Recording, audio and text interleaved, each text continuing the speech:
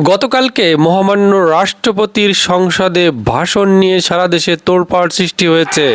দীর্ঘ ১.৫ দশকের ফ্যাসিবাদী শাসনের অবসানের পর কারণ অনুসন্ধান করেছে যমুনা টেলিভিশন। আওয়ামী লীগ সরকার দেশকে দুর্নীতিতে চ্যাম্পিয়ন বানিয়েছিল। এই যে আওয়ামী লীগকে ফ্যাসিস্ট সরকার উল্লেখ করে তিনি বলেছেন ৫ আগস্ট ফ্যাসিস্ট সরকারের পতন ও গণতান্ত্রিক বাংলাদেশের সূচনা হয়।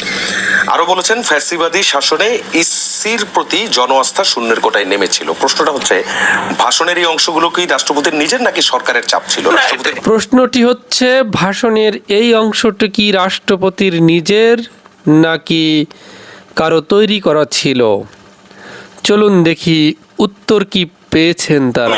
উনি যে ভাষণ দেন সেটা সরকার ঠিক করে দেয়, এটা তো রীতি, সংসদীয় গণতন্ত্র এটাই রীতি। আমি বলছি কিন্তু একটা পুতুল রাষ্ট্রপতি, পার্লামেন্টারি ডেমোক্রেসি এখন যে সিস্টেম আছে সেই সিস্টেমে ওনার কোনো ক্ষমতা নেই। যেটা শুনলেন আপনারা রাষ্ট্রপতির গতকালকের ভাষণের কারণ এবং কিভাবে।